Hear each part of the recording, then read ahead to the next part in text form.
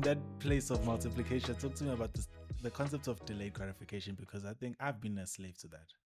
I've been a slave for that. I'll be the first to admit I've been a slave to that for a hard minute now, a hard minute.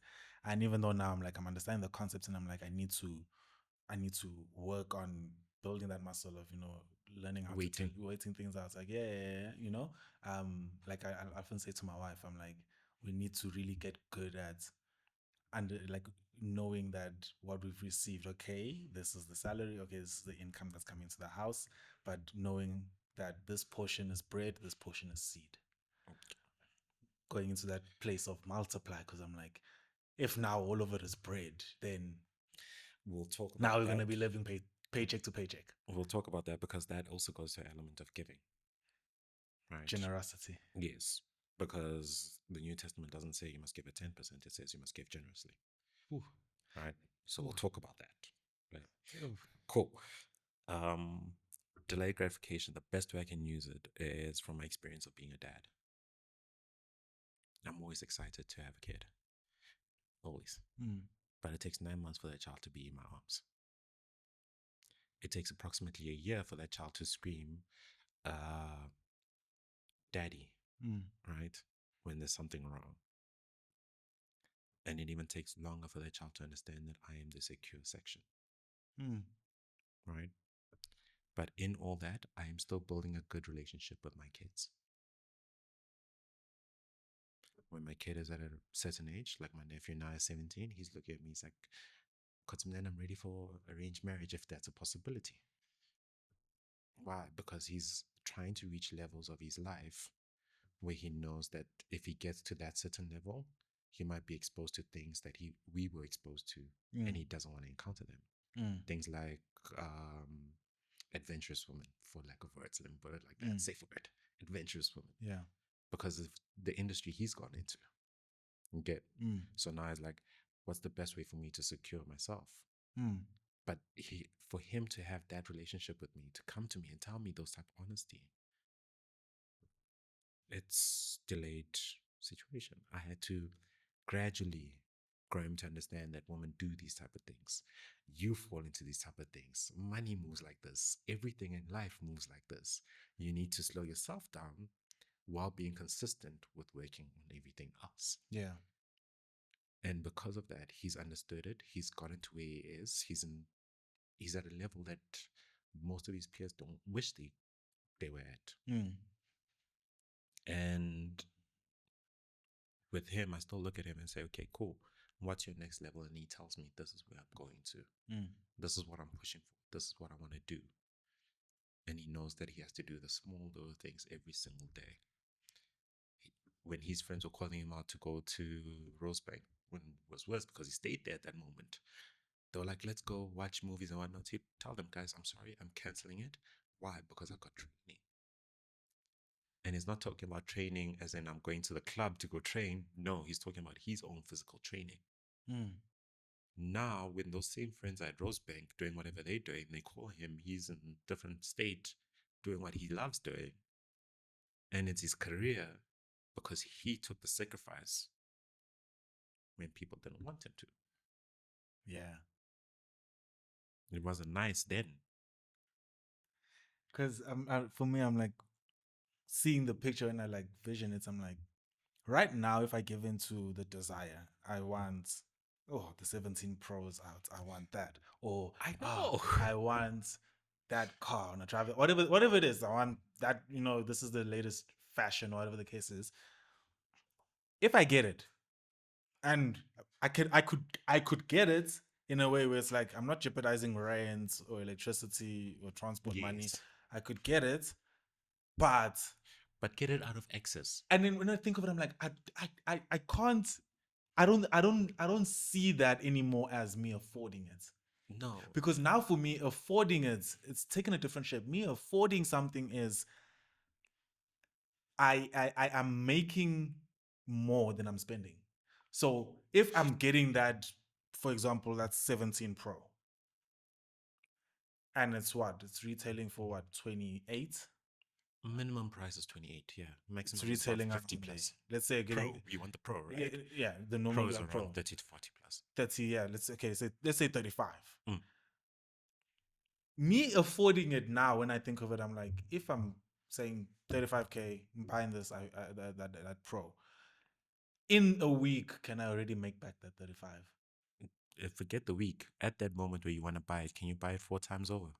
You get me? So that kind of thing, that the whole multiplier thing of like, is it actually, am I making it back more than I'm spending, a type of That's what I'm thing, you saying. know? Delay. It's delaying and understanding that where I'm at, what am I building towards? Yeah. Right. Even my mom, I can use her as an example.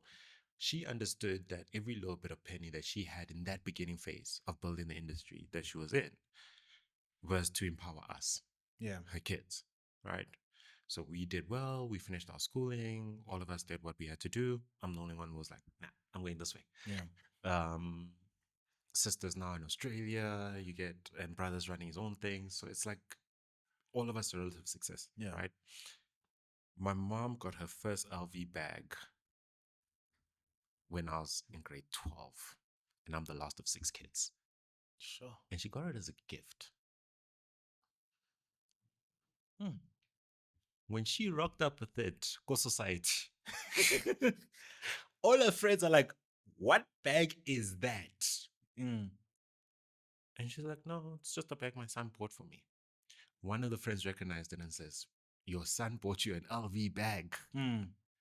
And she's like, "Yeah, because my bags were tearing up."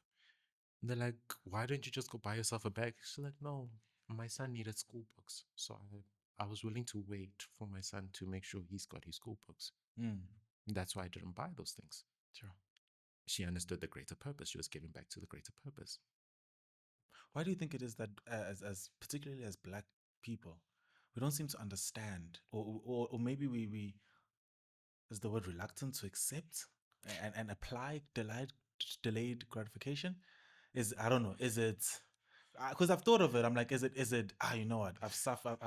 My family has suffered for so long. I've suffered for most of my life. Like, let me enjoy, type of thing. You know. I remember. I remember my mom would say this term of, I'm not gonna always be saving this huge chunks of money and just saving money. And then what if I die tomorrow? What am I saving this money for? Like, I'm promised today. But You then know. again, But remember, bank is saving your money, but you're not really getting a return on it.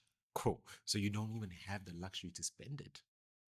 mm, And also, as Daki, Ntwana, we grew up seeing 3 to 5 is penny. We knew that as a form of wealth. mm, You rock up with your all expenses, labeled up clothing. We were like, we love yo, labels. you got cash. Yeah. People thought I was a cheese boy because I'm rocking that, but my mom is rocking torn up clothes, yet my mom is making more money than a cop. Mm, And I used to look at it like, dude, just buy me Mr. Price clothes or Pep clothes. It doesn't matter. Because my white dad is making more money than most people I know, yet he's rocking Mr. Price.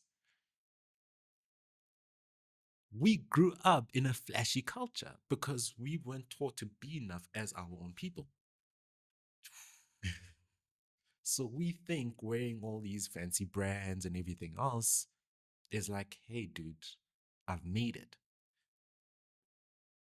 But in actual fact, you're living off debt. mm, Those things, if you lose your job tomorrow morning, all of it is gone. The sheriff is going to come knocking on your door. Is that really worth it? mm. Is it really worth it to be driving that M4 and know that tomorrow morning, if you lose your job, You can't afford the installments. Hmm. why can you not go buy it cash 6 times over? But it takes time to get to that point. And I think that's, I don't know, is it a generation thing? It We don't have the doesn't. patience. It doesn't take time. But this is what we're seeing. We don't have the patience. We're not like, we like, because it would show. If you had the patience, you delay, right? That's for me, like, it's almost like 1+1, you know? But we But seem to be in a generation that, again, it doesn't take time. how?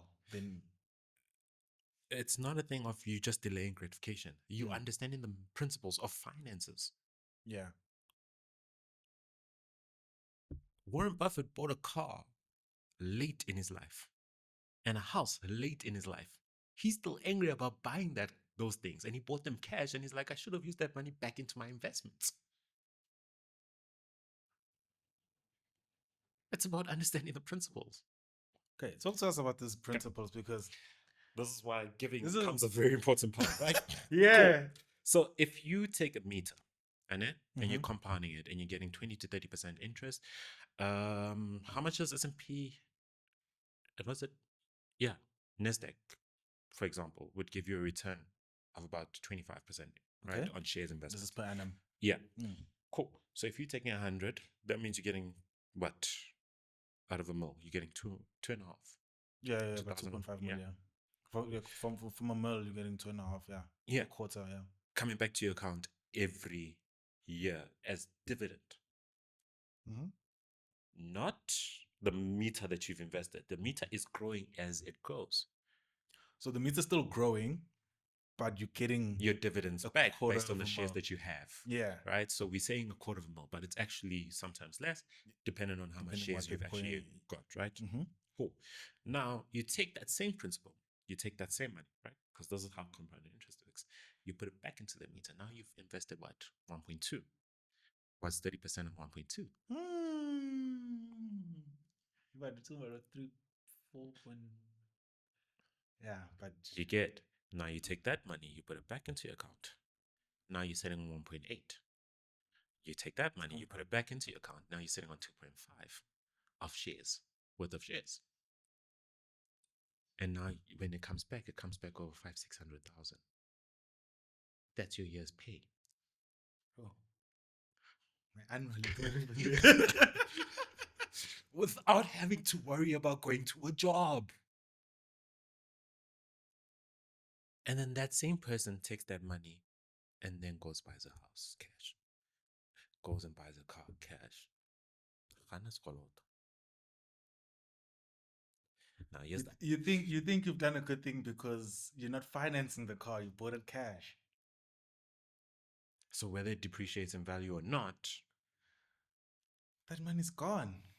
and even if it's gone, you're still okay with it because that money's still gonna come back because you already have almost 3 mil now worth of shares Oh start yeah, I coming hear back. you, but I was saying it from the perspective of that mill. You If you instead bought it of from get go, yeah, that money is gone. it's But if you gone. got it from 3 mil of Yeah, shares, that money is coming back to you at the end of that year. and that could have been you just waiting maybe what, 3 just to 4 3 years to 4 period. years Yeah, before actually going to buy it cash. exactly. So because now you wouldn't be buying it with the seed, the Yeah, mill. You'll be buying it with the return that was coming from what you've invested, exactly. and you still have your investments. Exactly. So now there's the other side of it, right? When you're doing it also from a business or a trust fund, right? Yeah. So VCs, trust funds, and all these guys who give out money, they got to a point where they are primarily investing from their houses. So when you see them with their 10 million rand houses, it's the VC company that bought it, not theirs. I saw a video where this individual was talking, he's a South African, and he was talking of how when you're buying property, establish a trust. Don't buy it under your own name, buy it in the trust, and then you as the individual are renting it from the trust, even if it's your Exactly. primary residence. Exactly. But it's not in your name. Exactly. Because the thing is now you're showing that you are making revenue to pay off the house, right? One, as a trust. And two, you can take a loan against that 10 mil house.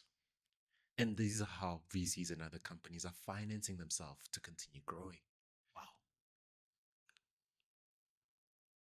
Okay. But again, goes back to the concept. Which one are you willing to do right now?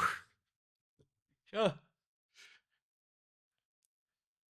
Because I've heard this kind of chat before of like, don't buy a house cash. You never even have even if you have the money, you rather get a bond or something and whatever. Use the bank. Don't use the bank. Yeah, they always say, yeah, use the bank. Don't get it. Don't buy the car cash, whatever the case is, you know?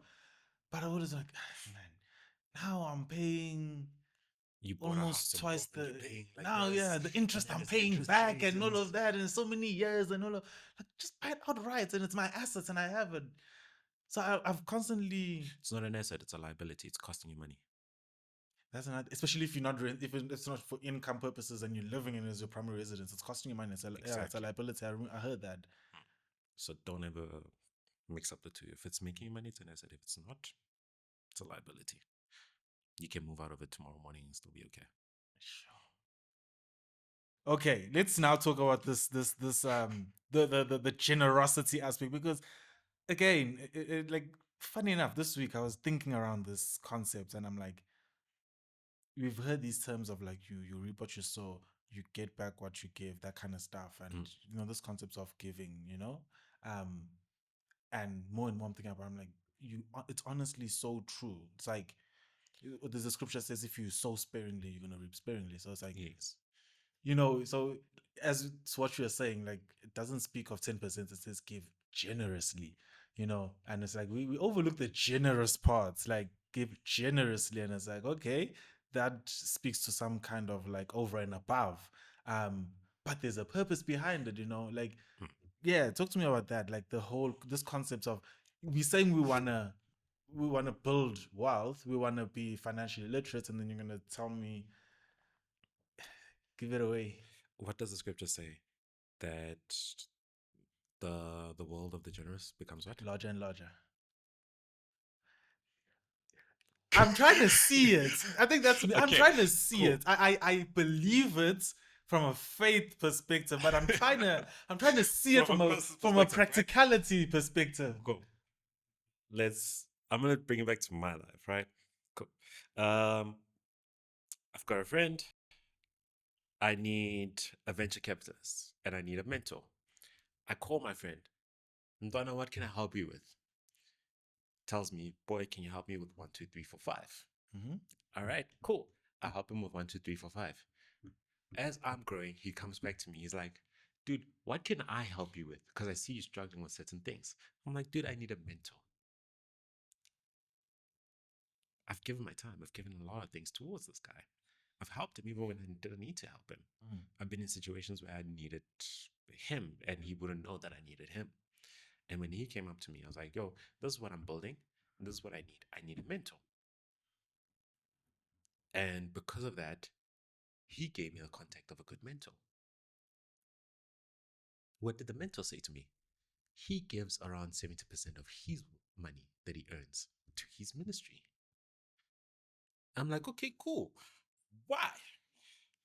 He's like, the ministry, I can live off 30% with ease. I'm like, but dude, you're technically a billionaire. He's like, no, it's okay.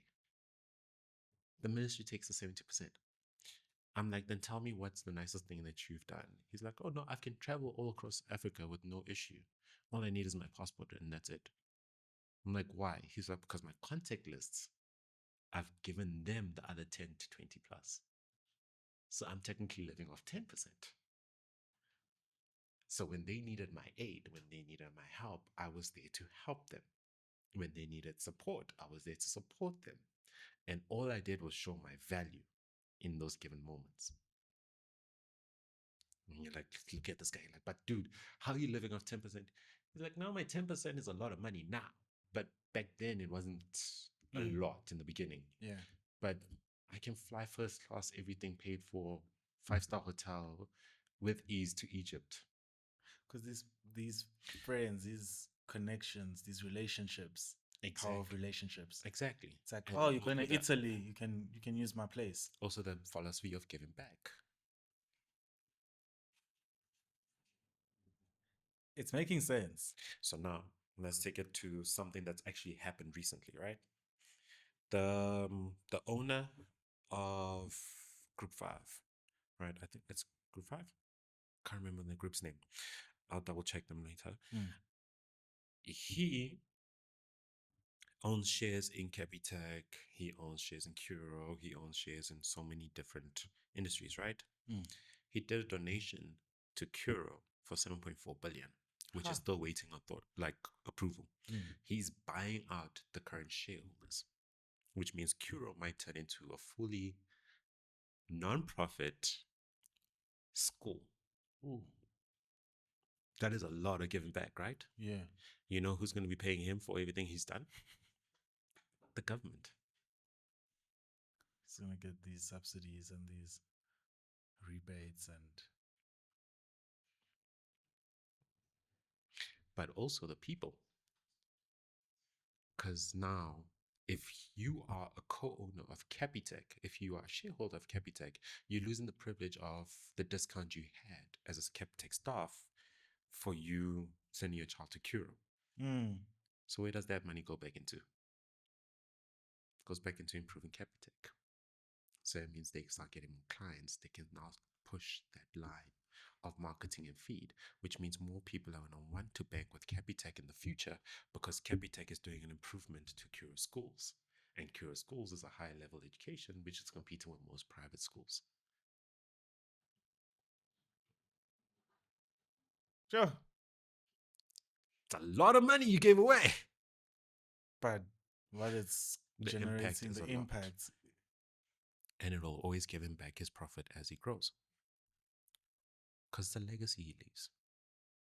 Man, now it's making more sense. I'm like, they onto something. I'm like, it's the reason why you find these celebrities or businessmen, all these guys, they just have charities upon charities that they give to, and I'm just like, and then people give them the money to push these charities and more and more. you know, and I constantly used to ask myself, I'm like, are they doing it out of the goodness of their hearts or what? But yeah, maybe there's the goodness of their hearts and you're genuinely doing it, but there's also it's a the biblical literacy. principle. It's a principle. You following a principle. Why are we running away from biblical principles? I'm convinced it's the whole delayed gratification thing. Like you don't see it, you don't see what's in it for you. You're not Like supposed to. in the so you're not supposed to, Vel. You're not Because supposed to. I think that's what's really crippling most of us as individuals. We we constantly have this thing, and I think culture in general has just put that thing, like, you know, this me first, and you know, putting me first.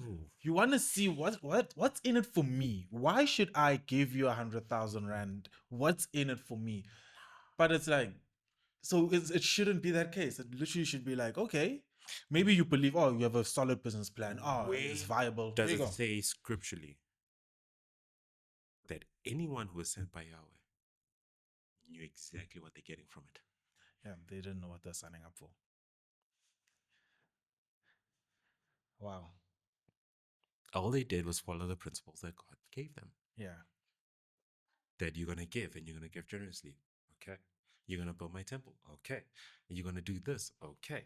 And then the money would come from the Queen of Sheba and be like, oh, I didn't expect that. No, you actually charged over 100 mil. Like, let's be honest. Your wisdom and understanding of how finances work means you got that money from it. Cool. But where are you putting it? You're putting it back in the temple. You're building up the temple. Yeah. You're spending most of the money building up the people. Your kingdom is living in prosperity. And you keep giving back. Wow. I think what I'm taking from this is it's not as difficult as we've made it out in our heads to build wealth, or to just it's a matter of, when you understand the principle, diligently apply that. And there's this book I just finished reading, and it speaks on this concept of delayed gratification. There's always going to be something that is going to entice you and you want to get. Yes. But you need to rise above that and know how to delay that and be like, no. I know maybe I have the disposable income. Even I'm not like I'm now touching my son's education fund. Oh, it's there, but I've got the disposable money coming. I can get it later. Or you find that, you know, you delay it, and a year later, whatever the case is, you realize, I'm fine. Actually, I don't want it, and you realize that, maybe I really didn't need it. That's the realization my brother's at right now. Really? What was some of his acquisitions? The man had any car that I could actually think of at that stage, aside from the big, what's called the big 2-seaters, because he wasn't big on those. And right now we sit down and we talk about this, and he looks at me, he's like, I really wasted money. I enjoyed that time frame. I was flashy. I was, boss zonke, but I could have waited. he's not worse off now. Speaking of it, but he's just saying like, I could have waited. He got rid of them to finance his business, sure, but also he used the other methods of financing to get more funding for his business. yeah, And right now he looks at me, he's like, what now, 5, 6 years later? And he looks at me, he's like, I don't want the car anymore. I don't need it. yeah, All the flashy clothes, I don't need it. And I look at him like, dude, were you not the one telling me about your Gucci shoes? He's like, dude, they're just shoes. They get you from point A to B. And at times I wasn't even wearing them. So I'd buy them to wear them like once a month. sure. What was the purpose? Whew. All right. For the sake of time, I'm gonna leave it here, but maybe to wrap it up, a takeaway or something from maybe someone is listening to this and everything just went like, or they're not catching it, whatever the case is, but a takeaway like is imparting around, especially to the gents. Um, like we could have gone into many things, and maybe it can be a part two at some points, but maybe as the gent who is, they just trying to get a better life, maybe they managed to get out of the hood, they managed to go to that university, they got that degree, maybe they did land that corporate job eventually, but maybe they're in a position and they barely making ends meet, like in as much as back ekasi they saying, Antoana, you made it, Mfana, you're working in Sentin or whatever, but it's like Which is funny. reality is you barely making ends meet. You trying to, you're trying to really get that stability. You trying to, what's the takeaway for that guy who's really just trying to grind, trying It's to funny get better? because majority of the millionaires I've met in my life are all from Ekas. The richest guys I know are from Soweto. Sure. Which is funny because we all look at them like, things I'm got. Ron just bought a Mustang cash. And like, but the things I'm got. Learn the Bible. In all honesty, learn the Bible because it teaches you to multiply. It teaches you to do the compound interest. It teaches you the business philosophy. It teaches you the importance of the community. This journey is not an individual journey. Stop trying to do it individually. It's not that. You're not gonna win if you're not in a team. We're not all playing tennis, and even in tennis, there's still a coach, the medical coaching care, team, whole exactly. physios. It's not just Nadal or Federer. No, there's actual people behind that person. So stop trying to look at it as I have to be that person. Yeah. Look at it as where's my ministry? How does the Lord teach me about my ministry? And who can help me fulfill that ministry? Because the Lord would not send you on a mission alone. You're not going to go to war alone.